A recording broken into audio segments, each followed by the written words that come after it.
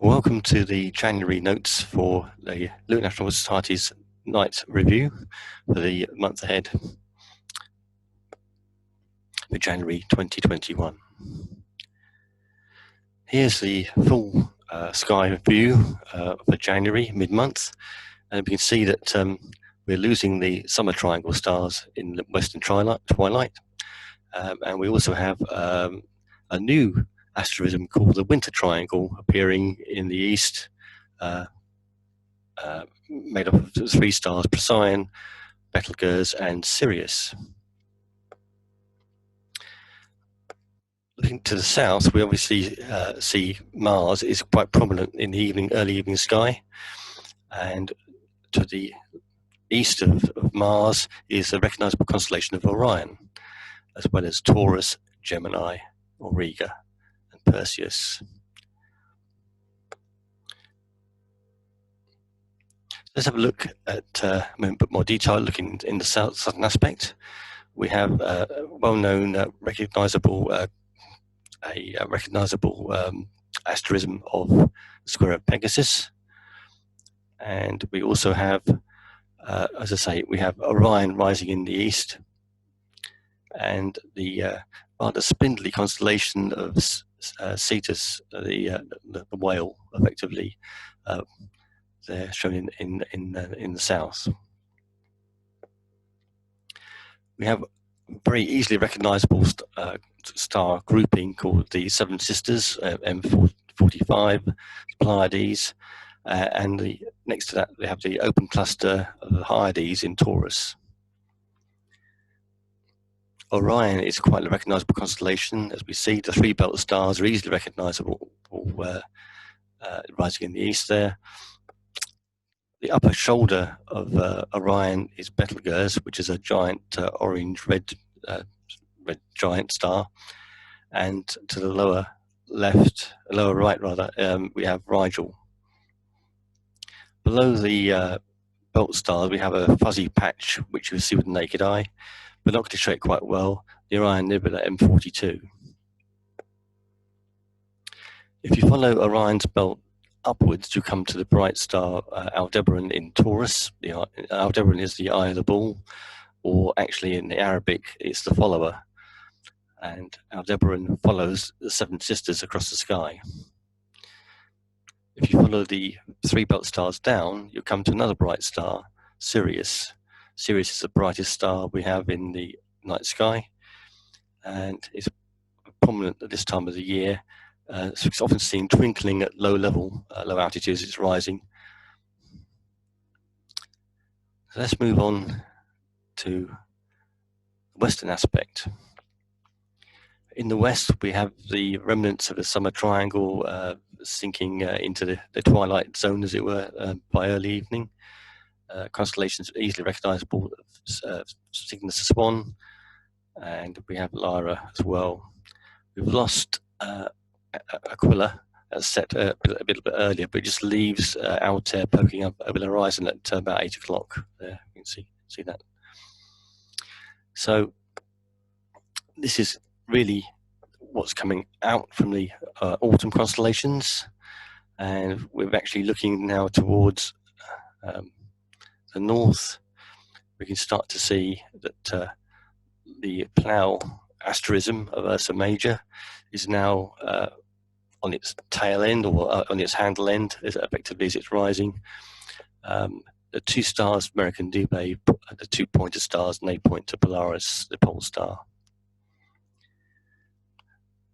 If you've got darker skies, then we might perceive the Milky Way from out of artificial light, whatever. So Milky Way runs from the northwest up through Cygnus, past Cepheus, into Cassiopeia, and then into Perseus, which is high overhead. If we look into the east, this is really what's coming into view now, into our winter sky. So before we've got the winter triangle, easily recognizable, the 3 stars, Procyon, Sirius and Betelgeuse. Above the triangle, we have the rectangular constellation of Gemini, with 2 prominent stars, Castor and Pollux. If you've got binoculars, you'll see a fuzzy patch above the right-hand corner of Gemini, which is M35. You can see it just here. If you've got a telescope of moderate size, then have a look at the end star of Taurus here. And just above it, you'll find another fuzzy patch, oval shape, and that is M1, the Crab Nebula. This is a supernova remnant, which was of a supernova that occurred in 1054. If you follow a line from through the end of Taurus, say you come to the bright star Capella. It is actually quite a prominent star, and it's the corner of the horseshoe-shaped constellation of Auriga. And Auriga shares the last star in Taurus as a shared star there, so that's where the horseshoe shape comes in. And we have three quite prominent little cluster of stars here: M38, M36, and 37. If you follow the stars of Castor and Pollux down a little bit, you'll come to a beehive cluster in Cancer the Crab. Cancer is a really obscure constellation to find visually, but it has a notable couple of objects worth looking at, and that's M44 and M67. If you follow this line up through Auriga, you'll come to Perseus, which is this pie-shaped constellation you see above here.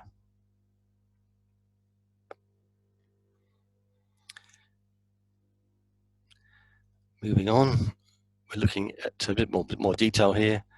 This is star clusters within the Winter Triangle, and just highlighting all clusters down to 10th magnitude, which is limit of binocular visibility. There's quite a few objects in that area, and this marks out the Milky Way effectively through the constellation of Monoceros, the unicorn, which is to the east of Orion.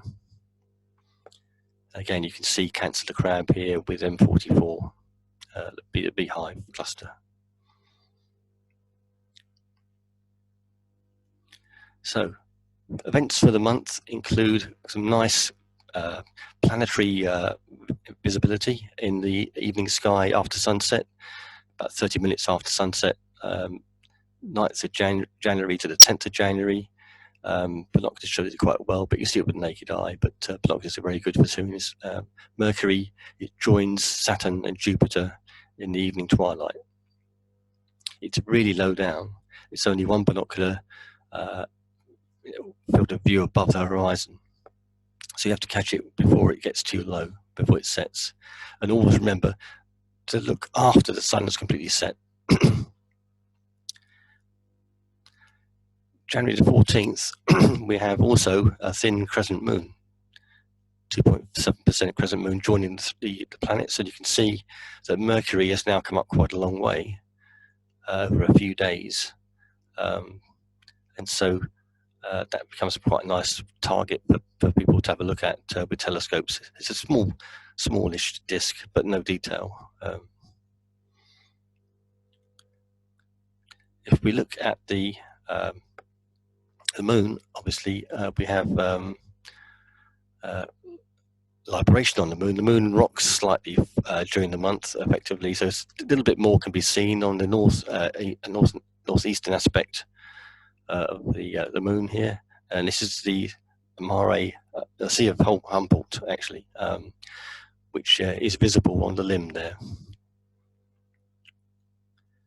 If we look at Capella in the early part of the month, telescopically, you might pick up comet 2020 M3 Atlas, which is moving north past Capella around about the 3rd of January. It is a faint fuzzy, so it's quite difficult to spot. If we look again in Triangulum, which is an easily recognizable constellation just below Andromeda, you will see that there is another faint fuzzy, which is M33. It's quite difficult to spot with binoculars. It's very low surface brightness, and it's very difficult from the town. but if you can spot it, then it'll be joined by a little fuzzy patch, which is comet 156P Russell Linear. Another comet which has reached perihelion recently in December is comet 1441P Macholes. And the interesting thing is it'll actually be quite close to planet Neptune, effectively, as we see it, apparently. Below the constellation of Pegasus, into Pisces, and then drop down to Aquarius. You pick up Neptune quite easily next to the bright star Phi Aquarii. And in the same binocular field, there may be a little fuzzy patch, but it is very, very faint. It's 9.7 magnitude. So larger telescopes may be required, and certainly imaging comes in handy. So looking at the planets for the month, we have Mercury in the western aspect after sunset. Venus slips in ever closer to the sun in low twilight, in dawn. It's increased in phase to 93% by the end of the month.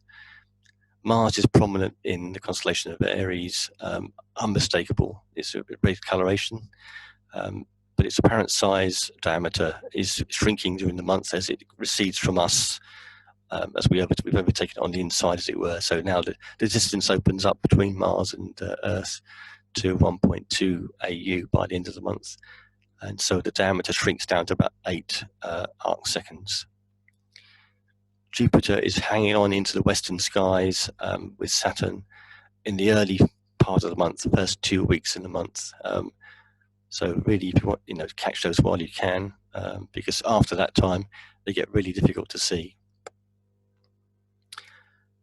Neptune is obviously in Aquarius. That's an early evening object, and Uranus is quite well placed in Aries, as we said.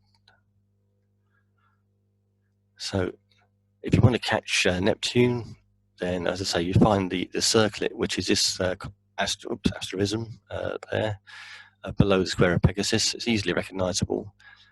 Drop down an underbinocular field, find Phi Aquarii, and then Neptune is just in the same binocular field, and it's quite relatively bright to see. It's not naked eye, but it's binocular. And don't forget that Neptune sets pretty early by the end of the month, about 9 o'clock. So look at it early evening.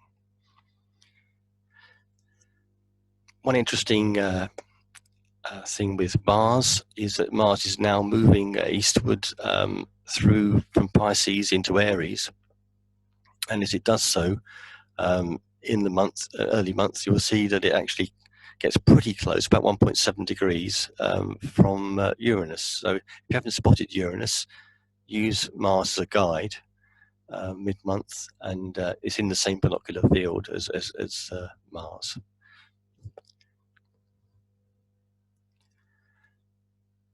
So we have a few asteroids which are coming into opposition in the month. The first one is Eunomia, which is asteroid 15, reaches opposition on the 21st. 8.5 magnitude makes it binocular. And there is a newsletter being published for that, which is newsletter 273. It's in the constellation of Cancer the Crab. So it's all obscure stars. There's nothing bright there to find it with. But the useful thing is you can use M44 as a starting point.